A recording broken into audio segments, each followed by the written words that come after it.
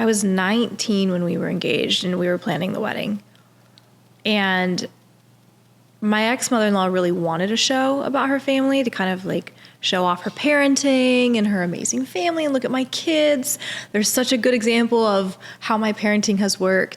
Olivia Plath was recently on a Fine Human podcast, which we are about to react to today. That was a piece from the podcast that you heard at the beginning of the video.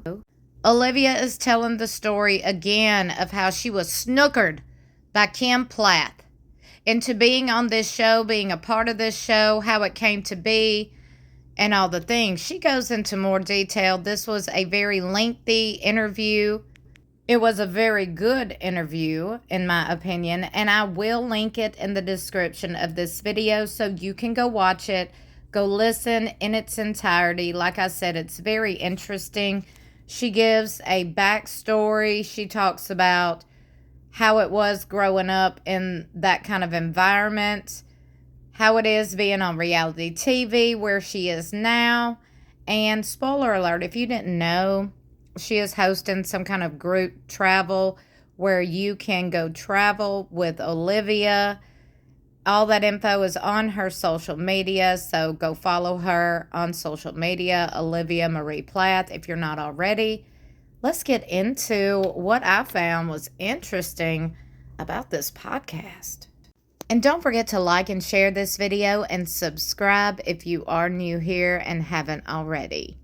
I am an ex-Fundy kid, grew up fundamental religious. Thank you. Yeah. I say that term thinking a lot of people know what it means because I think that it is a relevant topic in today's, especially political scape. But for people who don't know, I grew up fundamental Christian. Yeah. And I feel like I'm going to do this a lot. Like, I'm a New York Jew. I don't even really know to me, I'm like, a lot of them, it's like, oh, honestly, it's even just kind of very religious or not very religious. Mm-hmm. Sometimes is how I kind of see the world versus even like Jewish versus Muslim versus like within Judaism, right? We have Hasidic Jews who are very religious. How religious is fundamental? Fundamental Christians are, on the scale of Christianity, the most religious you could be. It's like just top. It's top. It's like cult. Full Is cult. it like, did you have to wear specific clothing? Yeah. Real? I had to wear long skirts, could never wear pants. If you wore a skirt that came up to your knee, one, it had to hit below your knee, and two, you had to have like leggings on underneath or something like that. Couldn't really show skin, couldn't show a figure at all for a woman. My dad went as far to say that like collarbones and shoulders were tempting to men, so you had to cover those as well. Couldn't cut my hair for a long time. Couldn't wear nail polish, couldn't curl my hair. Like literally none of these things. It was a very strict upbringing. Were you all homeschooled? In the name of religion. I was homeschooled, yeah. Is that's common in? Yeah, there's this huge distrust of government and science and any kind of groupthink. Even though they are the ultimate groupthink. Yes. You're divorced. Mm-hmm. Are you divorced? Did you sign? That's got to make you feel growner. Especially when I was 25, and even though paperwork hadn't been finalized, I was, we were not together anymore. So even telling people at 25, like, yeah, I'm divorced. As a 25-year-old, they're like, what? Yeah. Most people even haven't been married at that point. Life is hard. Mm-hmm. You kind of said you were thrust onto a reality TV show. Yeah. What was your consent to be on the show like? So I was 19 when we were engaged and we were planning the wedding. And my ex-mother-in-law really wanted a show about her family to kind of like show off her parenting and her amazing family and look at my kids. There's such a good example of how my parenting has worked. And she wanted a show with ABC and had a contact with them, and they'd like been scouted for a show. And ABC reached out to me because they knew that I was engaged to the oldest son. And they were like, we have some questions. Could you come into the studio in New York and like just talk us through this? And they liked the idea of this, family full of musical kids who got along, but they were apprehensive about the conservatism and like Christian nationalism and all of that. And so when I answered all their questions honestly, they pulled out from the show. And they're like, we don't really want to make a show about all this fundamental stuff. That's kind of not what we're going for. And you're like into fundamental, like you're into it at that time. Well, halfway. I think that when it comes to deconstruction, there's so many layers to deconstruction. And I had gotten past like the first layer or two. Okay. I was dressing different and listening to different music. I was about to say, because I feel like the clips I did, like from day one on the show, you're not wearing the things that we were just talking about. So like day one, you see me on the reality show, and like I had chopped my hair pretty shortly after getting married. I was wearing shorts. Like I felt pretty good. The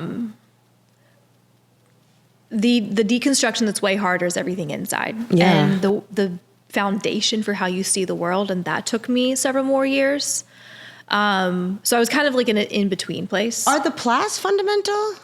Because they're, in some ways they were.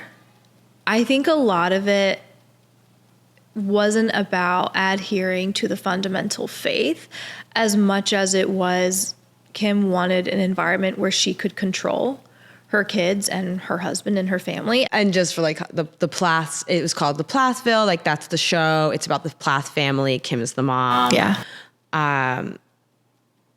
So anyways, ABC pulls out, right?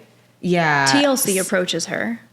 Yeah. And they ask about doing a show, and she was mad at me for ABC pulling out, so she didn't tell me that they wanted to shoot a pilot, and she invited them to shoot my wedding as a pilot for the show without asking, and signed a deal where she got the check for it. Oh my gosh. And everybody who thinks they have a bad mother-in-law. That is how it started. Which is like immediately, okay, so that is how it started. Yeah. So they come up, they show up, they shoot my wedding. It's a pilot for a show. We were supposed to go on a honeymoon, but Hurricane Michael had hit, and the beach was washed away. We were going to go. So we had like 3 days on a honeymoon, come back home, and she's right there with paperwork. And she's like, I need you to sign this paperwork. And I was sleep deprived and living in a new state 800 miles away from everyone. Like I was so overwhelmed, and I was like, can I take this home and read it? And she was like, no, you remember how they shot your wedding? This is just paperwork saying that they can use that footage to like do a pilot and everything. And I was like, is that what it was? No. And I was like, well, can I take it home and read it? And she was like, I already read it for you. It's very streamlined and simple. It's this, this, this. And I felt very pressured because I grew up in an environment where you respect your elders and you say yes, and like you obey. And so in that moment when she kept pressuring me, she's like, I have to have this done today. I have to have this done today. I was just like, okay, fine. And I signed it. And the original contract that she had worked out, everybody got paid but me. I was an extra for season 1.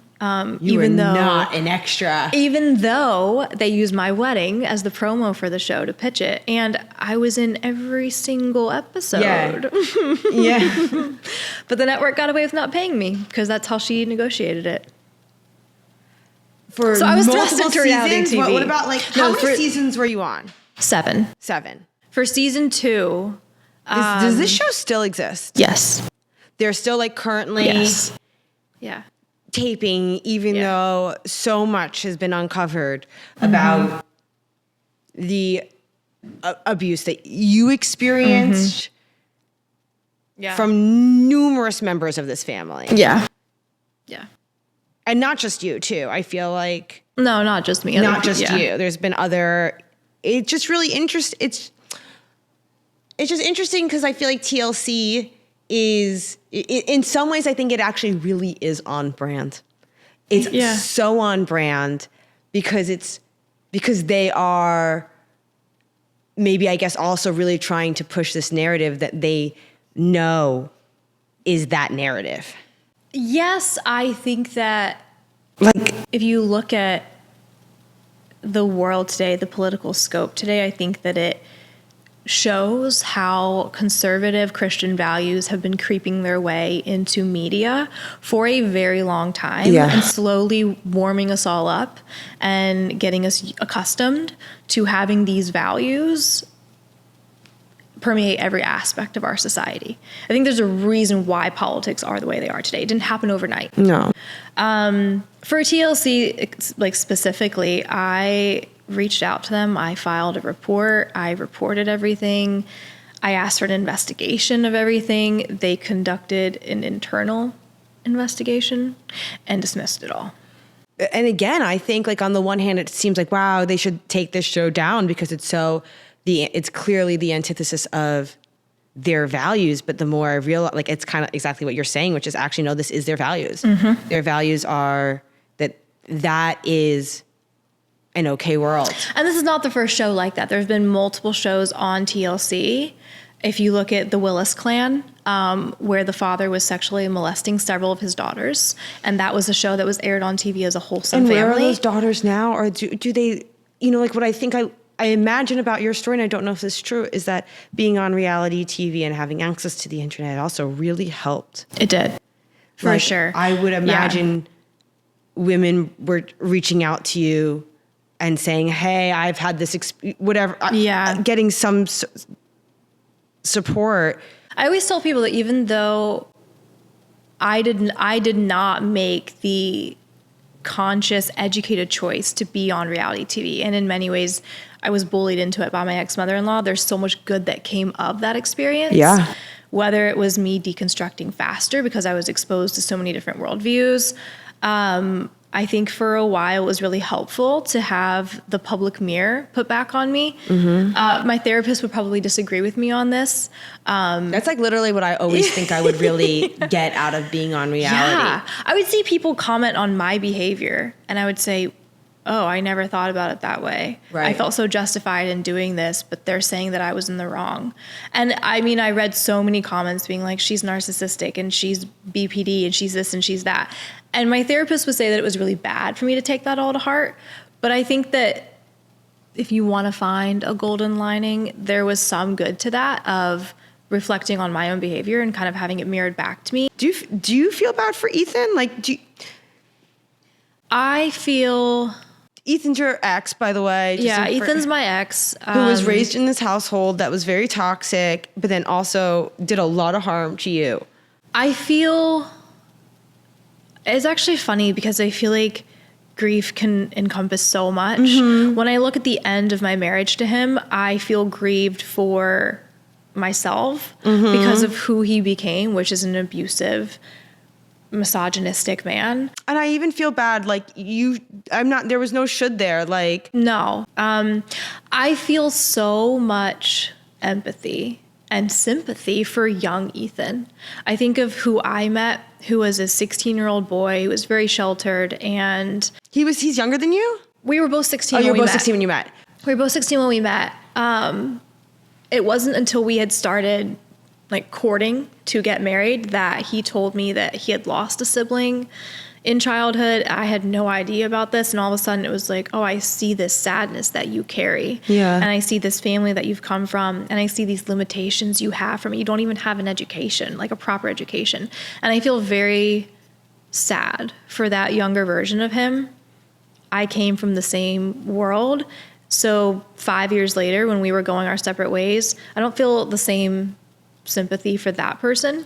He took all those experiences and said, I'm not going to give up the patriarchy in this world because it benefits me. And became abusive. Do you feel like he's literally actually said that? Or you mean he knows, he knows, he understands that it's patriarchy and that he's in power. He knows that he benefits from it. He just doesn't think that women are men's equals.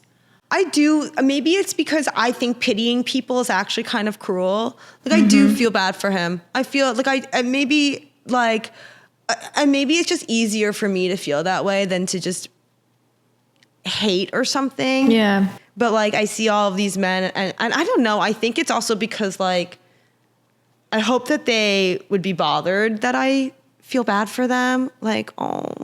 I don't think you would. They don't think they would. It wouldn't work that way. What's interesting? I've seen Ethan's new lady. It's a little confusing to me. Yeah. Yeah. It's a little because Ethan's new lady seems even more fiery and sexual. I don't know. I'm making judgments based on clips, Yeah. But she does not seem fundamental. She does not seem. I will say, so growing up in such a regimented, strict world when it comes to sex, a lot of men come out of that experience looking a little bit like a pervert. Yeah. That makes sense to me. Yeah, it makes sense to me. Like my older brothers, I don't want to hang out with them. Their energy is creepy to me because the way that they look at women is perverted. And my ex is the same way. So when I see the girl that he chose, I'm like, this makes sense. Someone who is very outwardly sexually presenting based on, you know, societal like structure, right? So, like dress and like all these kinds of things, but is totally fine being passive and more submissive to him, whether it's her personality or what she thinks she needs to do. It makes so much sense to me. It's exactly what he wanted with a submissive woman that I was never going to be. Submissive. Well, she doesn't really have like her own thoughts outside of him. Yeah. And again, I'm not. So like, and now who are you? Like, where are you at? Are you dating? Are you seeing somebody? I am. Yeah. I think also being in a healthy relationship now has helped me put words to so many of my previous experiences now that I know what it's like to be loved well. Yeah, that's really nice. Especially through healing. And even like Does he come from a similar background? No. And I thought for so long that I needed to date somebody from my background so they would understand me and get me. And then I realized that empathy is universal. Anybody can, as long as he's willing to listen. He doesn't have to come from my background to say, that really sucks and I'm really sorry. Take whatever time you need to work through it and I'm here. I'm not going anywhere. And I didn't think that was possible outside of the world that I came in. I was like, they're going to have to understand this part of me. But he understands me. That's really without nice. having to had the same experiences. I'm just like so happy for you that you found somebody and are like having all these experiences and knowing. I really think you're gonna end up really happy. Like I think you're gonna be so. I already am. You already are. Oh, and you can tell she is glowing. She is such a natural beauty. And when she puts this makeup on and when she dresses up, and she's just beautiful. She's a beautiful young woman.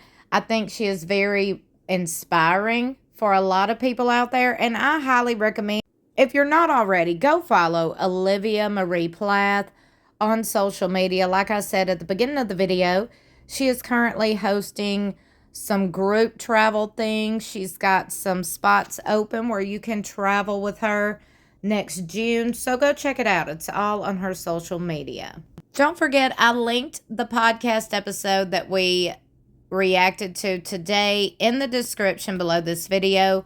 Go check it out. Go listen to it in its entirety. It was a very, very, very in-depth and very good episode, in my opinion.